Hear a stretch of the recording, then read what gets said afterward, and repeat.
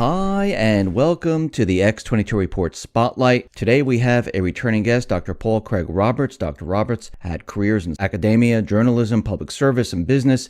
He is the chairman of the Institute of Political Economy.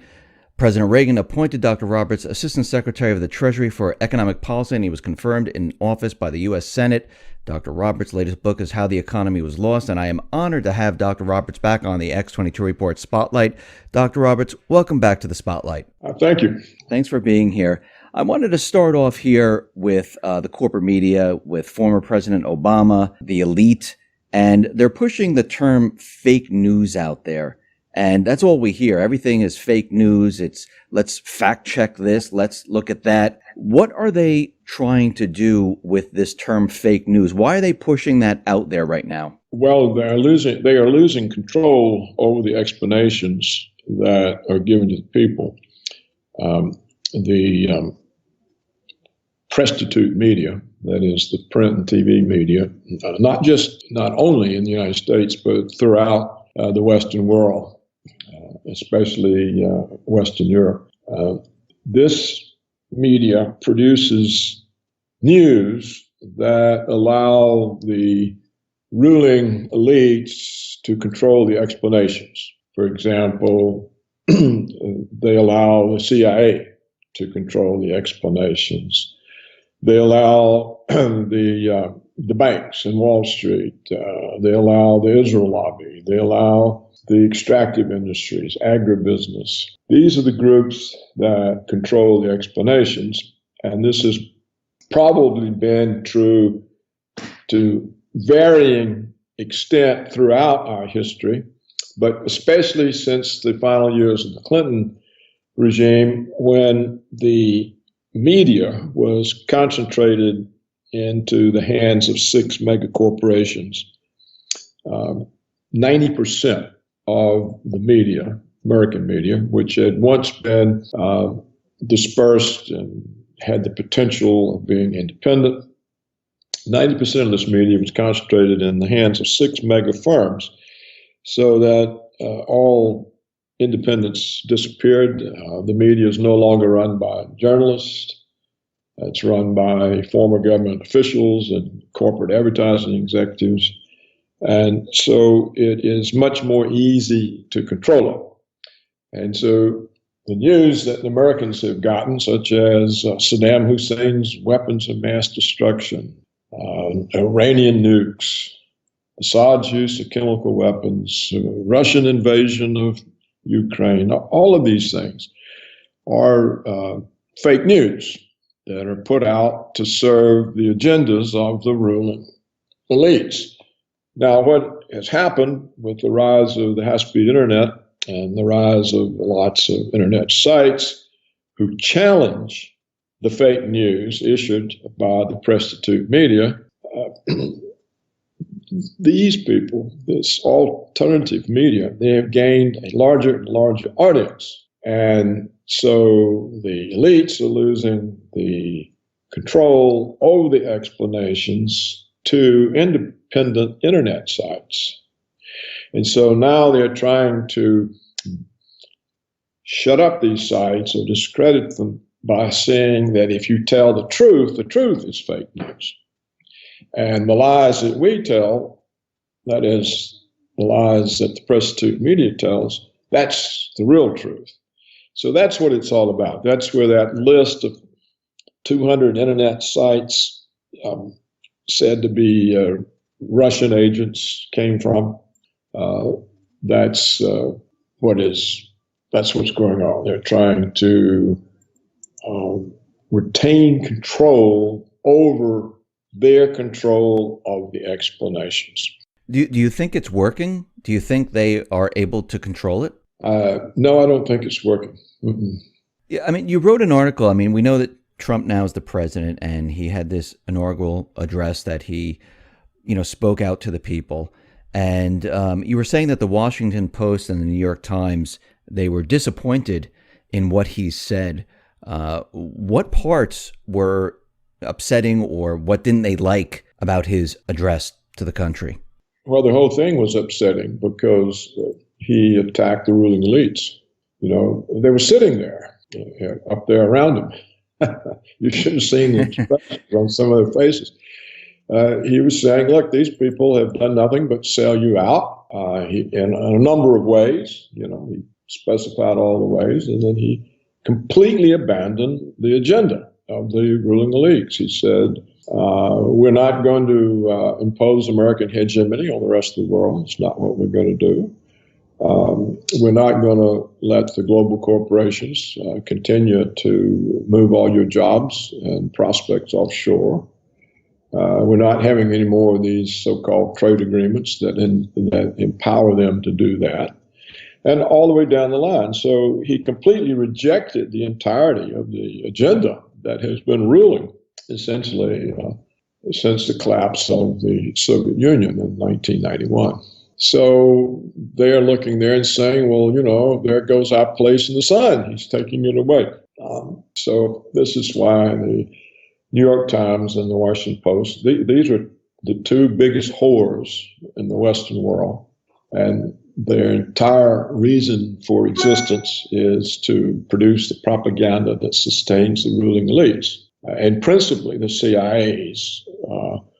I don't mean the analyst part who try to get real information and present it, but the deep state part, you know, the covert operations part. The covert operations part of the CIA has, I think, since the Bush-Cheney regime, been taking away explanations from the analytical part of the CIA, so that you've really got two agencies there now. You've got the analytical part that still tries to perform its historic function of collecting good information and being able to give good information to policymakers. And then you have the covert part, which has agendas that are identical to those of the neoconservatives, you know, world hegemony of the United States, and which is very interested in protecting its budget and power by fomenting conflict. So these two parts of the CIA have really gone in different directions. But it's not the traditional analytical part that seems to be prevailing, at least not in terms of the stories that are planted in the media. So this is why the Post and the Times are upset. Do you think right now that Trump is in control, or do you think the elites, they're still calling the shots?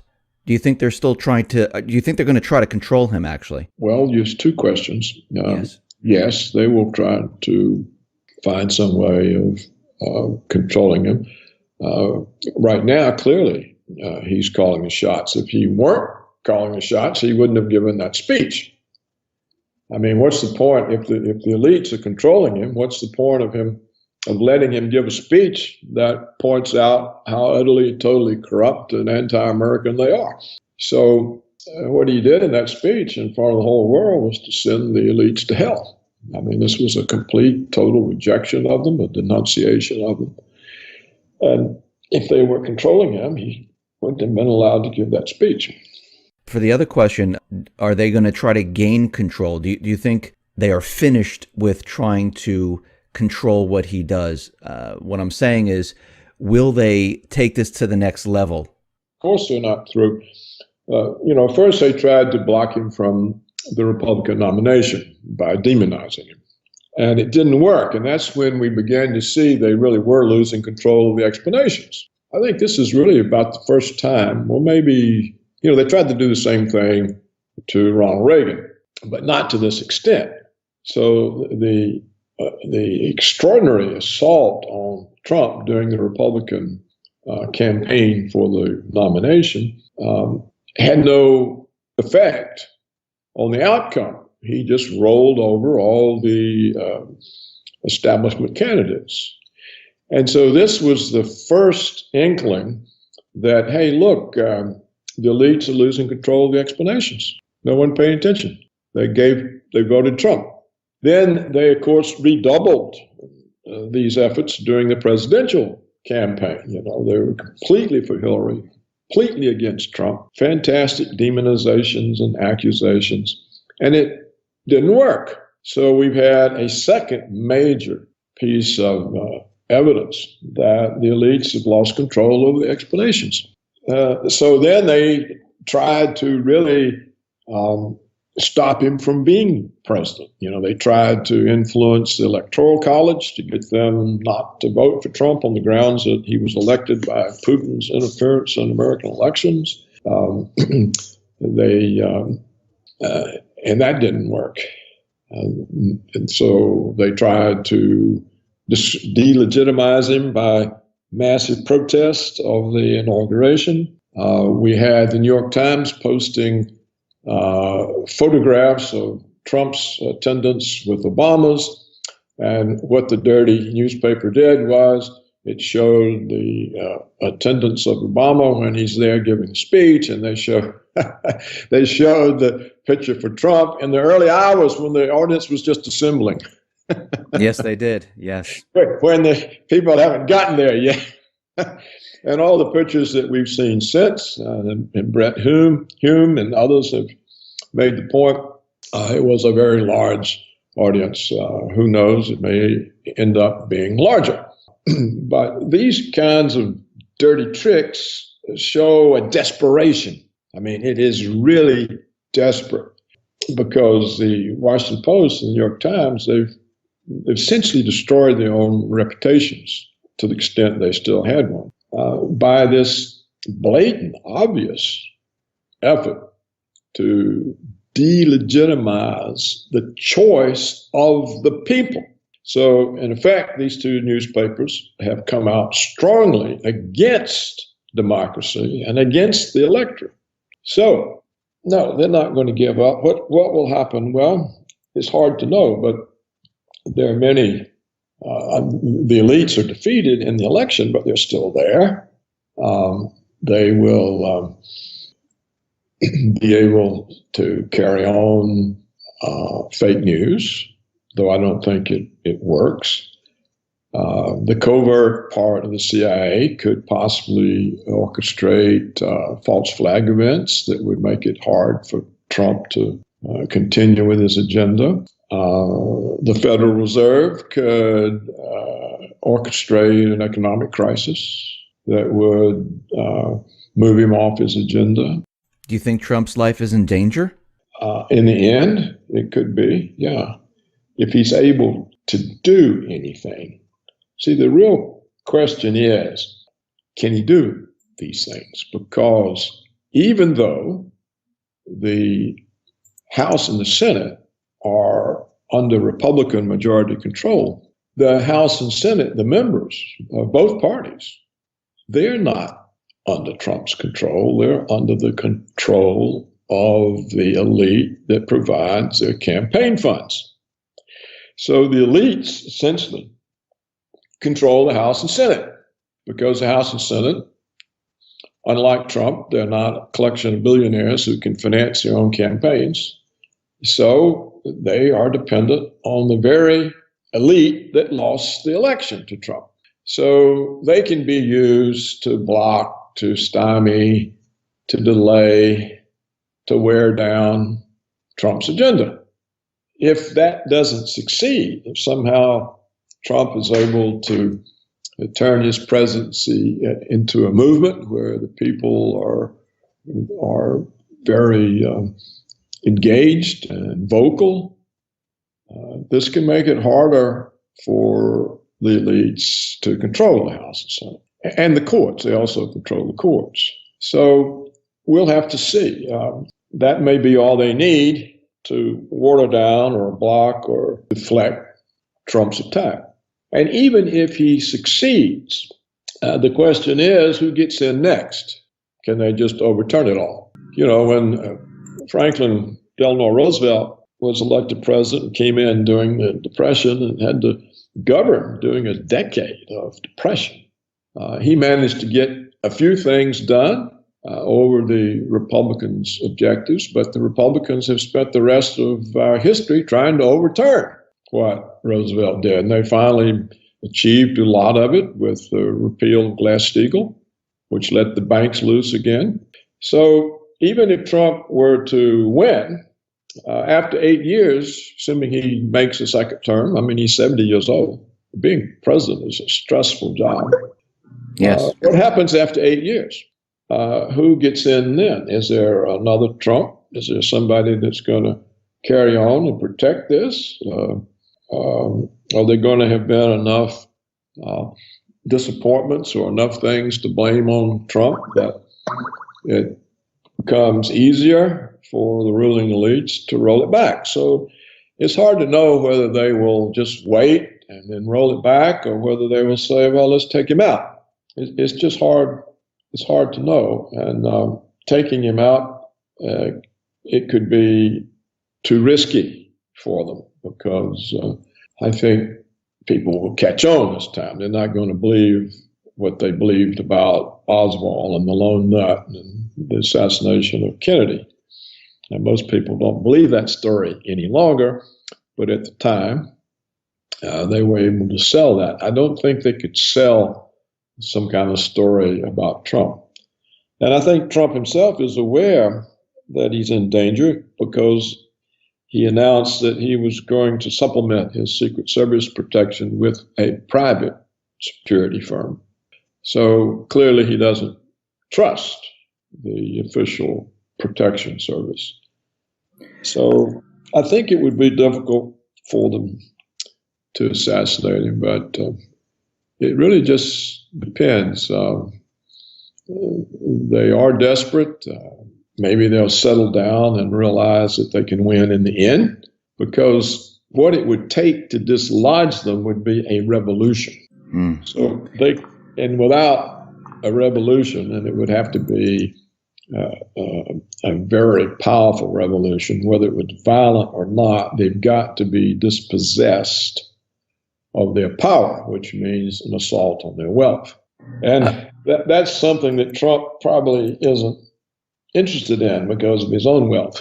But so I think we'll have to just see. I wanted to turn to the economy right now. I mean, Obama left office, and we know we have a lot of manipulation, like the unemployment. We know the stock market's completely manipulated. The GDP numbers are manipulated.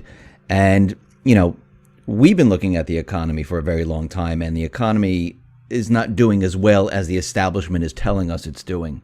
And Trump is out there trying to bring jobs back. He's renegotiating NAFTA. He's going to be dropping TPP. He wants to implement a border tax. With that, just with NAFTA, the renegotiation of NAFTA, dropping TPP, and a border tax, do you think Trump will be able to save the economy before the whole thing falls apart? Well, there are two issues here. The forces now driving the economy into crisis are the same ones that were there in 07, 08, and they stem, in my opinion, from the financial deregulation, which has not been corrected. And they stem from the fact that the Federal Reserve, the one that we've had for some time, does not really conduct policy in the interest of the overall economy, but in the interest of the banks, the big banks that sit on the board of directors of the New York Fed. So the economic policy of the country is conducted for the benefit of Goldman Sachs, Citibank, JP Morgan Chase, Bank of America. And it's not conducted for the workforce. Now, the only real check on the Fed's use of policy for a tiny few is the US dollar. And if the US dollar started collapsing, if it came under some kind of attack, and I don't know that it will or would or how that would come about, but if it did, since the reserve currency role of the dollar is the basis of American power, the Fed would have to abandon the banks and save the dollar. So with that as one part of the problem, let's go to the jobs. What happened to American middle class was that the high productivity, high value added manufacturing jobs were offshore to Asia because of the extraordinary difference in labor costs. And of course, if a Chinese worker who's making, say, 1/20th or 1/25th the wage of an American worker, if that Chinese worker is working with the same capital, the same technology, the same business know-how, he's just as productive. And so the output of the firm is not hurt, but the costs drop dramatically and the profits go up. So that's why the offshoring occurs. That's why Apple Computer makes its products that it sells to Americans in China. And so the growth in profits for the last 15, 20 years has been due to the falling labor cost by closing down American labor and using as a substitute foreign labor. Well, this also closes down consumer purchasing power in the United States and raises it in China. It closes down the tax bases of cities, states, the federal government.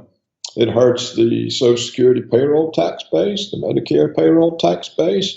And so it produces all kinds of problems for the United States, but it benefits the profits of Apple and Nike and offshoring firms.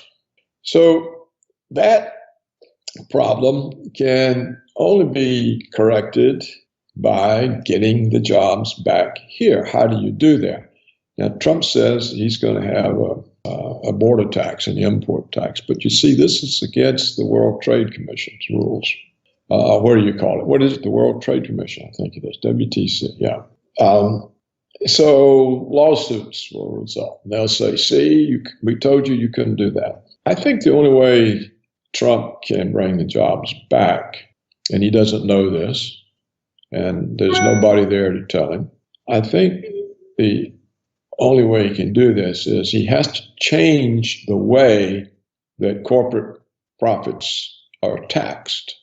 He would have to say, look, we're going to tax your profits based on the location where you add value to your product. If you add value to your product domestically, you'll have a very low tax rate. If you add value to your product offshore, you're going to have a very high tax rate. And therefore, he can use the tax rate on profits to offset the advantage of the lower labor cost and other costs, environmental, regulatory, broad. And in that way, can force the jobs back, perhaps. What people forgot is that the United States consumer market was plenty large enough to support large-scale mass production. The United States has never needed global markets. And the growth and development of the United States was never dependent on foreign trade. It was always some minuscule amount of U.S. GDP. So to get back to that situation, that gives you, again, high value added, high productivity jobs in the United States that support a middle class. It brings back the associated engineering and software and research and design jobs that were the careers of college graduates, university graduates, who today have no such careers because once they offshore the manufacturing jobs with the rise of the high-speed internet, they offshore the software jobs and lots of other jobs that university graduates took. So this would, if Trump was able to do this and this worked, this would reestablish the ladders of upward mobility in the United States that had made the country unique as an opportunity society. You could get ahead without being born into the upper class. That was what was different about the United States. And that's what we lost with globalism and jobs offshore. So those are two separate challenges. I don't know what he can do about the Fed, about the big banks, about the absence of Glass-Steagall. This was a serious mistake, but like I say, whatever he passes if he's successful, that can be undone, just as Glass-Steagall was eventually undone. So it's hard to say how the elites will respond to Trump. It'll be a wait-and-see game, I think. They keep bringing up the term Russian aggression, and it looks like the elite, they're provoking Russia, and it looks like they're provoking China and provoking many countries in all different areas. Are they looking to start a war? They are looking to have major enemies that justify the $1,000 billion annual budget of the military security complex. They need threats, big enemies. It doesn't mean they want to go to war, though I think some of the crazed neoconservatives do. Some of the crazed neoconservatives there, they probably do want to go to war. But I think overall, in the military security complex, that Eisenhower warned us about, more than a half century ago. They became a permanent fixture after World War II because of the Cold War with the Soviets. Previously, if we'd gone to war, when the war was over, all that was demobilized. And the armaments industries went back to making consumer goods. But because of the Soviet threat, which was largely orchestrated, they have been entrenched for years and years, decades. And they have a huge budget, and they want to protect that budget. So that's why the threats. You see, when the Soviet Union collapsed, they didn't know what to do because where was the threat? So they kind of orchestrated the Muslim threat. But it's not a big enough threat. And so they moved back to the Russian threat. And now they've got the Chinese threat. So I think that's the main reason for the threats. Now, what they don't understand is if you convince other powers, such as Russia and China, that they're such an enemy that they may be attacked, then you do get close to war because they're not going to sit there and wait on the attack. And Putin has, on many occasions, the president of Russia, Putin, has said, look, you people don't know what you're doing. You better listen to us. You're making us feel threatened. You don't want to make somebody that carries as big a stick as we do feel threatened. Why don't you pay attention? I keep telling you, you're driving this toward war. Stop. But they don't hear, as Putin says. So there is a huge risk in that. And I think this is the reason that I was so encouraged when Trump said that he didn't see the point in conflict with Russia, and he didn't see the point in NATO 25 years after the Soviet collapse. So when you face the threat of thermonuclear war, the guy who says he wants to cool down the forces driving it in that direction, then that has to be your first choice for a leader. So I think that's why most thinking and thoughtful people voted for Trump, because war these days is not something that anyone survives. These thermonuclear weapons are massive, destructive power. They make the atomic bombs that the Americans dropped on Japan look like pop guns. So avoiding that is the most important thing humanity can do. And but you see, for Trump to do that, he's really telling the military security complex, look, your budget and your power are at stake. We don't need you to be able to have an enemy like Russia. There's no reason to have them as an enemy, and we want to do business with them. It's much more profitable. And they're threatened by this. So the military security complex has interests adverse to the interest of the rest of humanity. There are many people predicting that the economy is going to crash this year. Do you see the economy actually making it out of 2017 whole, or do you think the elite, because you did mention this in the beginning of the interview, that they could try crashing the economy. Do you think that they would actually try to bring the economy down? You know, only if they have to deter Trump, because they don't benefit from it, except in getting rid of a threat to their long-term agendas. So they wouldn't do that easily. I mean, it would have to be, well, it's the only way we'll be able to block his agenda or or get rid of his assault on our power and privilege. And I think they'll be slow to come to that decision. As for the economy collapsing on its own, I expected that a long time ago, and I've been amazed that they've been able to sustain it with myths and false information. And then it dawned on me it's essentially the power of the Fed to manipulate it. You know, the Federal Reserve has a complete trading desk. They can trade anything. You know, traditionally, when I was in the Treasury, the Fed bought and sold bonds to affect the interest rate. And so it could control bond prices within reason, within limits. But today, it can control stock prices, bond prices, commodity prices, any price, because there's no limit on the Fed's ability to create money. And so losses mean nothing to the Fed.